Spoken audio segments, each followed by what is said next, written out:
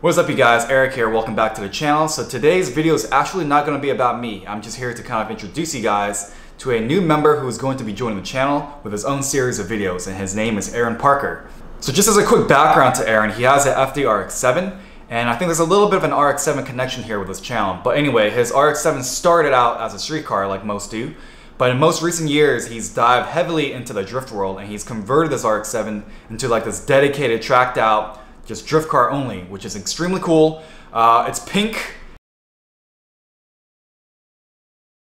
and it's just a really cool motorsports grade build. And yes, he did keep it rotary, but I'm not going to go too far into depth into his car itself. You guys will surely learn a lot more about it as the videos come out from his side. But if you guys want to dig into it a little bit more right now, you can go to his Instagram, which I'll leave a link to right here. And going back to the Core and Balance channel itself, the idea of it was always to bring in a special blend of fresh perspectives. And if you go to the main Core and Balance channel itself on the video page, there will be a Aaron specific playlist for all of his videos going forward, so you can definitely find that easily there. And Aaron is from SoCal, and he's actually a FD Pro-Am competitor. So definitely stick around and track his progression and see all the different builds and just trials and tribulations that come with being a competitor at this type of level. And just as a cool fact about Aaron, he was actually on Mad Mike's Formula Drift team.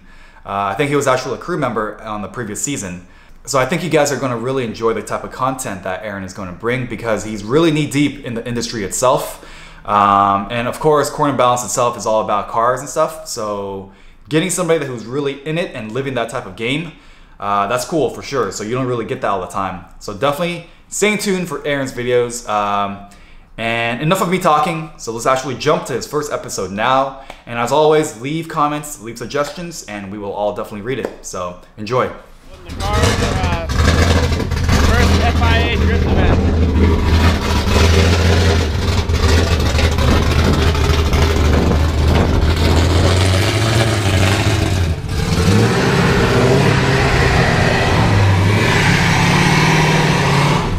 What's up guys, just driving home right now from my southern day here in LA and Long Beach and all over the place.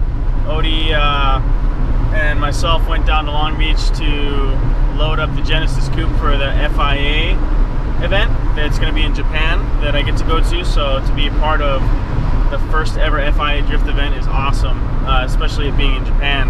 So I'm really looking forward to that. So we went down to the docks this morning, loaded the car up in the container, dropped it off the company, and then came up to Ontario, got some food, then went to go get some E85 for the Wolf for Top Drift Round 4 this weekend. Actually today's Wednesday, so 2 days because it's a Friday night, Saturday night gig, 2-day event. And yeah, heading home right now from Ontario, and gonna go mix the fuel, start prepping everything, and install my steering rack. This morning I was able to put all the lines on and clean everything real nice before Odie gave me a call and asked me to come. So I'm gonna go home and finish the job, put it in, and make sure everything's good, align the car. Probably get done maybe around 1:30ish a.m. We'll see how that goes. Just here in the garage, putting the rack in right now. This is the stuff that you don't see here. It's a pain in the ass to get to this right here while it's in the engine bay. But the thing is you can't get to it, or you can't put it on until it's in place, because it won't fit without dropping the subframe. So pick your poison, right? But yeah, steady as, doing all right. Just a little tired, but it's times like this when I realize that I'm doing the whole first world thing, because not everyone gets to do stuff like this, and I'm actually really thankful that this is my problem right now. So getting back to it, catch up with you guys soon. So while I'm under here doing the rack, I figured that I would go ahead and set up all my tie rods. So these are my old ones that I used to have, but here's all my new parts shop limit break stuff. These are S14 outer tie rods. These are just like some generic brand outer tie rod ends, which I'll be taking off and putting on the limit break stuff. But in case you ever bend a tie rod, it's kind of a pain to set up the alignment. So if you can get it close, let me move this light for you guys.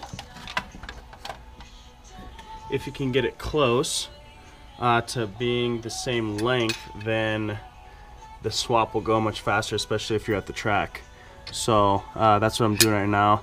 That way the guys that are helping me, awesome guys by the way, will just be able to grab a passenger side or a driver's side and put it on. Of course it won't be perfect because they are all slightly different and maybe the measurements aren't 100% spot on, but it'll be close enough to save a lot of time and hassle in setting it up. So that's what I'm doing right now. Yep. So sometimes you need a little bit better reference for like an eyeball alignment, and I just use a longer piece of straight metal to base most of my judgments off of. You'd be surprised how accurate you can get just with that. So, god damn it, sister doesn't train her dog, so now I have to freaking take care of him. Come on. What's up, Jake? Meet everyone. I got him pretty good though. Check it out. Jake, sit down. Go lie down. Come on. Come here. Over here. Come on. Jake, come here. Sit down. Stay. Good boy. Stay.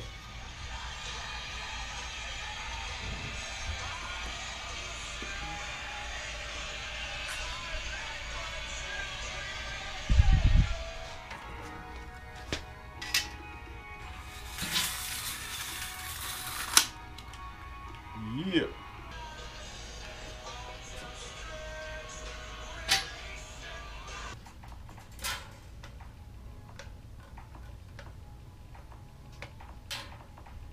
Almost 1/8 inch towed out. He's still there. Good boy. Alright, pre-mixing right now. Very, very important. Do not run the OMP on my car anymore, so I just pre-mix the fuel. Car runs E85, only pump. No need to go get the barrel stuff. It's out of the budget, and for the gains, it's not really worth it for me. So.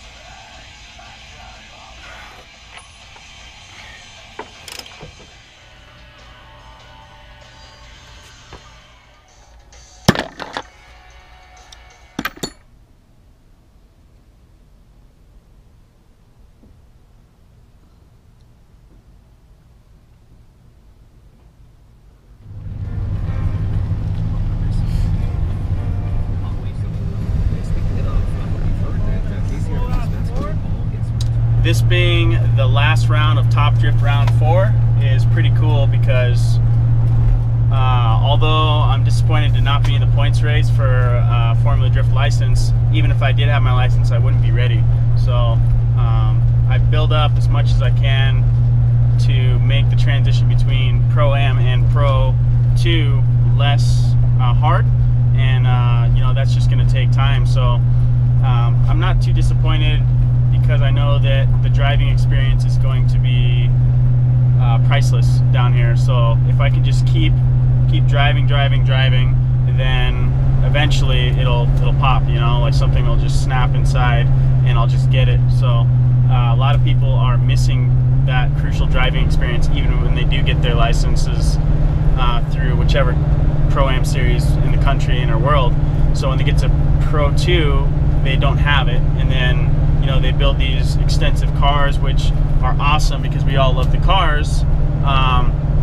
They can't drive them, or they put them up into a wall, and then, yeah, you're a Pro 2 driver, but, you know, you're paying 2 or 3 times more just in the damage control because, you know, you're pushing it too hard, and you don't know, or you're not comfortable in that car, or the car is too much for you, you know? Like, I've seen people in Pro 2 podium with 450 wheel. And then if you look at other guys in Pro 1, still with 650, 700 wheel horsepower, it's very doable. You just have to have a balanced car, reliable setup. You know, the car's got to be solid. You got to have a good program. You got to have good crew members, good team, and be a good driver. So my goal is that, and that'd be the long-term or end goal, to have balance, a solid balance of all those things put together. And so with Pro 2 here, or I'm sorry, Pro-Am, you know, today's goal and this event, what I'm trying to take away from it is just to follow every good driver in the series down here. And, you know, tomorrow when qualifying time comes up, well, then go qualify. But, you know, I don't really have issues with line. I'm a pretty good line driver. It comes to, you know, following and developing that skill. So that's my goal for this round, is just to follow as many cars as possible. When qualifying comes, throw down 2 solid runs. Hopefully that gets me in, and then, you know, when battles come, maybe I'll have the edge there, because not a lot of people follow at all during practice and or practice before qualifying on competition days. So yeah, looking forward to it, and I will catch up with you guys later.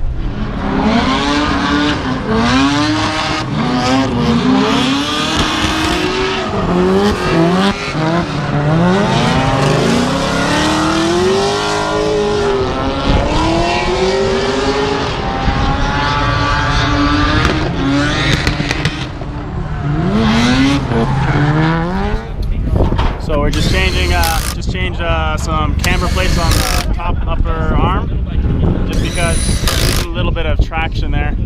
So try to get a little bit bigger contact patch on the upper front grip. So we have an electrical issue here at the track, so all the lights are off, and right now we're pretty much just doing stuff that we didn't have time to do because we were trying to get as much track time as possible.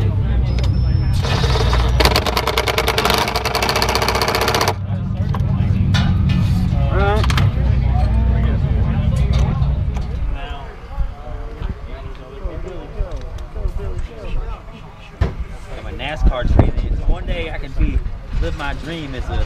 Dude, those gloves are slowing you down, bro. I know, it's like drunk feeling right now. Where are my fingers? Where's my damn... Take that shit. That one. Sorry, I took it out. Look, they got the lights on. That was something had like... Peloton go have like weights now. Just doing some toe right now. You on?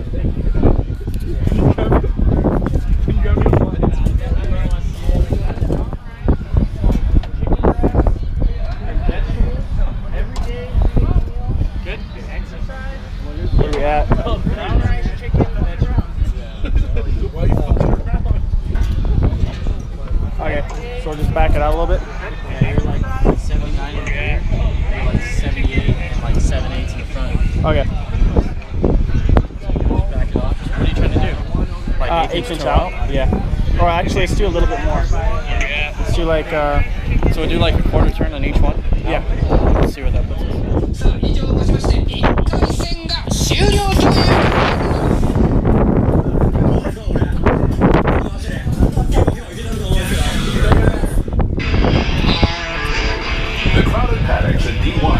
Hey! Well, I crashed yesterday on that wall right there, but Taka loaned me these spacers, so I'm gonna give these back. Thank you. All right, so yeah, this is the damage from last night's crash.